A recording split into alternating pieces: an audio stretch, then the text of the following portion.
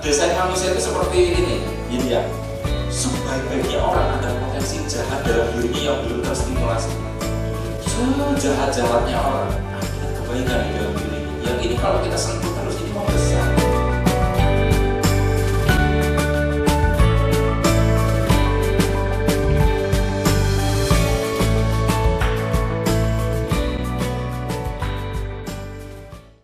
Assalamualaikum warahmatullahi wabarakatuh. Jumpa lagi kita berjumpa dengan saya Arif Rahutomo atau Arif RH dalam rekaman video Iseng Reborn. Cie.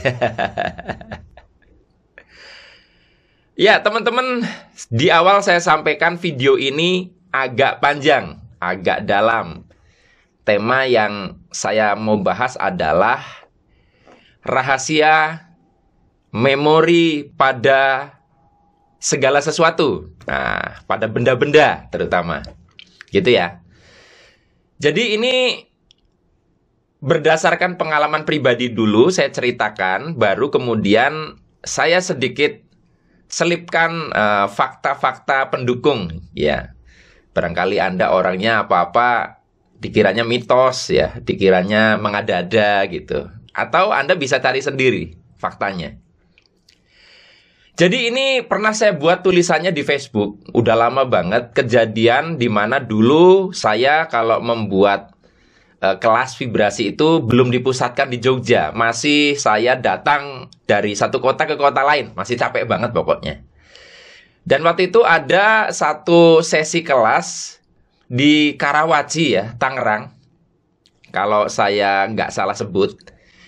Dan lokasinya itu di salah satu peserta yang dia kebetulan punya tempat untuk terapi. Nah ini nanti ada implikasi dari lokasi ini. Ini yang nanti saya bahas. Kemudian saya sampai di situ menunggu peserta yang lain. Kan si tuan rumah sudah tentunya dia ready wong, itu di tempatnya dia gitu. Kemudian sebelum peserta-peserta lain datang, saya iseng ya mengeksplorasi lokasi itu di satu ruangan. Nah, sebagaimana layaknya ruang terapi ya, di situ ada yang namanya kursi ratapan ya, istilahnya. Kursi yang seperti sofa yang kakinya bisa selonjor gitu, setengah tidur seperti ini, empuk sekali. Saya iseng duduk di situ, kemudian bersandar, nyantai-nyantai. Nah, disitulah sebetulnya mulai ada masalah. Jadi, saya ini kan sebetulnya dalam tanda kutip kumat-kumatan. Kadang kalau lagi kumat, itu kepekaan saya itu melampaui seharusnya. Jadi, kalau Anda pernah nonton video saya terdahulu, salah satu kumat-kumatan saya yang lain adalah over energy. Jadi kadang saya muncul listrik di tangan saya bisa nyetrum orang. Dan itu beberapa peserta pelatihan merasakan itu. Nah ini salah satu kumat-kumatan saya yang lain yang saat itu kebetulan teraktivasi adalah saya bisa connect ya. Saya bisa mengakses memori pada segala sesuatu benda. Nah itu saya nggak sadar. Setelah saya menyelami rileks di situ gitu kan, harapan saya kan biar pada waktu kelas mulai saya sudah rileks. Oke lah, saya tata-tata beres-beres, peserta sudah datang semua, sekitar ada 6 atau 7 orang. Mulailah saya ngajar. Pada waktu 2 jam pertama dari jam 8:30 itu normal. Setelah itu mulai terjadi keanehan. Tiba-tiba saya merasa sedih yang teramat sangat. Saya tiba-tiba menangis di depan kelas tanpa alasan yang jelas. Kemudian akhirnya saya ngeblank semua, nggak bisa ngajar. Nah tentunya peserta jadi bingung kan. Untungnya peserta yang menjadi tuan rumah itu kan seorang terapis. Saya diterapi sama dia gitu loh. Nah yang menarik adalah saya sudah sembuh sebentar. Saya lanjutkan lagi, ternyata kumat lagi. Yang pada intinya akhirnya kelas itu saya batalkan. Saya bilang teman-teman silakan nanti resit di kelas yang lainnya. Beberapa di antara mereka sudah resit gitu. Nah, apa yang terjadi?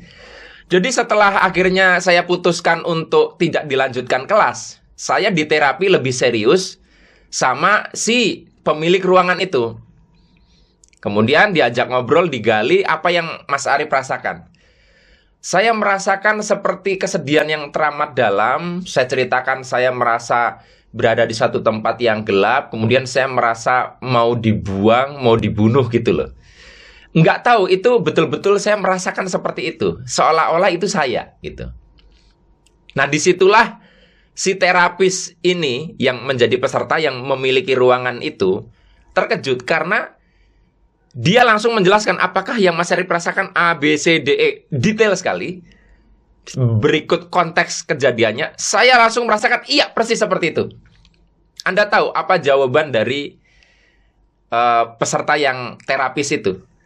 Ternyata dia bilang, waduh, ini adalah apa yang dirasakan klien saya pada hari kemarin. Jadi karena itu ruang terapi kan bisa biasa untuk menyembuhkan orang. Dan orang itu duduk tidur di kursi itu. Jadi kejadiannya persis bahwa apa yang saya alami, yang saya rasakan itu adalah pengalaman traumatik yang dirasakan oleh klien dari terapis tersebut. Langsung dia ngomong, wah saya lupa nih Mas, sebelum acara ini saya tidak membersihkan memori di ruangan ini, energi di ruangan ini. Saya lupa gitu loh bahwa ini mau dipakai kelas. Karena memang dia biasanya rutin setiap kali habis sehari buka sesi konsultasi, sesi terapi, dia bersihkan ruangan itu dari energi dan memori. Kali itu dia lupa. Nah kebetulan saya lagi kumat, kepekaan connect kepada data di segala sesuatu itu. Nah, intinya seperti itu kisahnya, dan ini menjadi salah satu contoh bahwa sesungguhnya ketika kita itu mengakses satu emosi tertentu, baik itu positif ataupun negatif, itu akan menempel pada level atomik, ya, subpartikel pada segala sesuatu, apapun itu, termasuk dinding ruangan, benda, handphone, segala sesuatu. Anda tentu pernah mendengar fenomena kalau misalkan membeli barang habis kecelakaan, hati-hati karena nanti barang tersebut nanti kita juga akan mengalami kecelakaan yang sama seperti pemilik kendaraan sebelumnya. Nah, kayak gitu, itu kan kebanyakan disebutnya mitos. Padahal sebetulnya jelas ada satu buku yang ditulis oleh seorang dokter ya, namanya Paryana Suryadipura. Paryana Suryadipura. Bukunya Anda akan susah carinya karena itu udah lama banget, bukunya tahun 60-an. Dan itu salah satu buku yang keren banget yang ditulis oleh orang Indonesia. Intinya dari hasil eksplorasi dari si penulisnya bahwa emosi, getaran pikiran itu ternyata menempel pada segala sesuatu. Dan itu berlangsung bisa 1 tahun kalau tidak diperkuat. Jadi kalau diperkuat bisa lebih lama. Dan ini berlaku untuk getaran negatif maupun positif. Sehingga kalau Anda nonton serial apa tuh yang pernah Heroes kalau nggak salah, kan ada yang salah satu di antara mereka punya kemampuan untuk bisa menempelkan tangannya ke segala sesuatu, lalu dia bisa merecall tadi yang megang ini siapa aja, apa yang terjadi di ruangan ini dan sebagainya.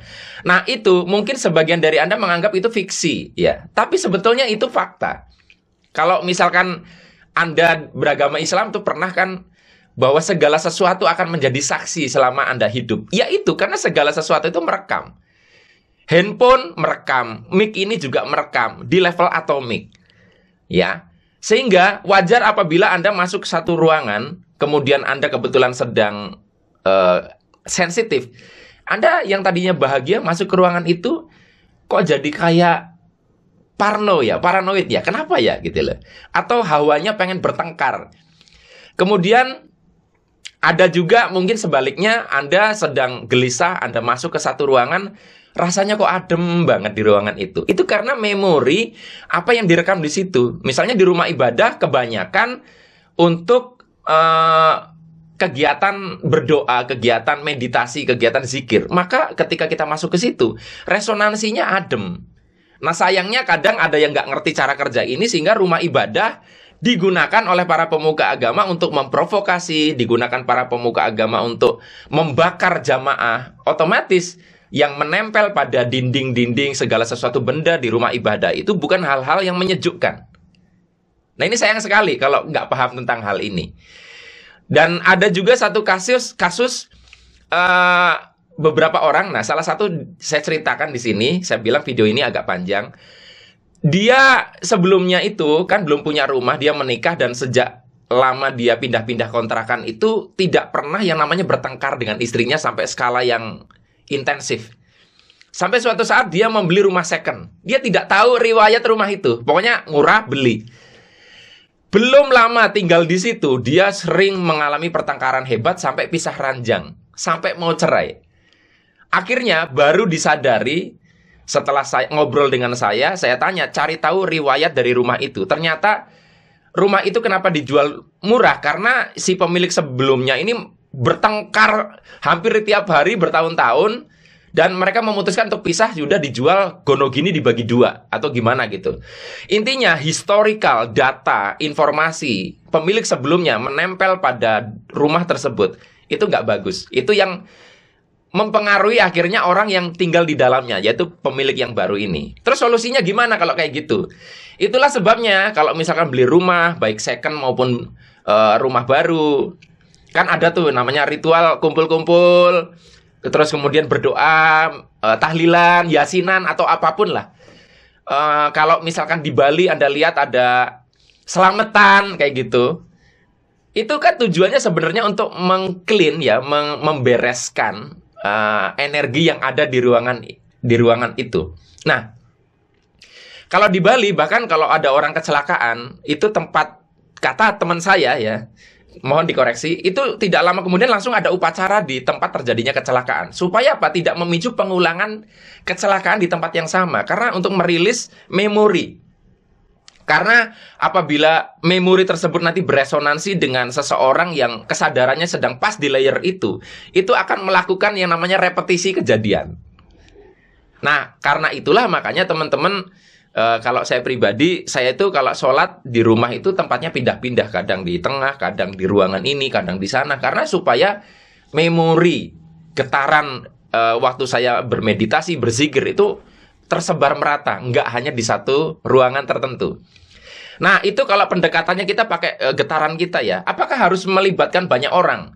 Ya, kalau Anda merasa punya kekuatannya sedikit ya, mendingan melibatkan banyak orang untuk dikumpulkan, berdoa, diselamatin ya, beli kendaraan second bekas kecelakaan, diselamatin gitu ya, didoakan, yasinan. Itu bisa memanfaatkan itu. Tapi kalau kesadaran Anda sedang tinggi, sedang bagus, itu tidak perlu butuh banyak orang. Cukup sendiri bisa. Ada juga Anda bisa menggunakan beberapa perangkat teknologi. Misalnya apa? Ya salah satunya saya punya teman, itu dia memainkannya pakai teknologi. Kalau bahasanya dia, namanya Kang Wawan ya. Jadi dia pakainya namanya Geopathic Stress Tools. Jadi bagaimana dia main di frekuensi sehingga bisa untuk menetralisir, mengharmoniskan frekuensi di satu ruangan, bangunan, tanah, supaya bisa lebih harmonis. Nah, ini bukan klinik, ini teknologi gitu loh. Tapi hanya orang-orang yang memang kesadarannya cukup yang mampu membuat itu, karena ada koneksi antara tools teknologi yang dibuat dengan kesadaran orang yang membuat. Nah, ini salah satu teman saya yang membuat ini, namanya Kang Wawan gitu loh. Nah, teman-teman semua, jadi kalau dari yang saya ceritakan ini, maka ya sebisa mungkin kita itu di rumah kita ya, itu membangun satu frekuensi getaran yang baik, sehingga yang menempel pada dinding rumah, segala sesuatu, benda-benda di rumah kita itu adalah sesuatu yang baik, sehingga orang yang mungkin bertamu ya, yang sedang keadaannya sedang tidak bagus, masuk ke rumah kita langsung terpapar gitu, terus kok enak ya rumah di sini, itu homey sekali. Nah, ini adalah menunjukkan bahwa segala sesuatu sebetulnya memiliki ingatan, segala sesuatu bisa mengingat.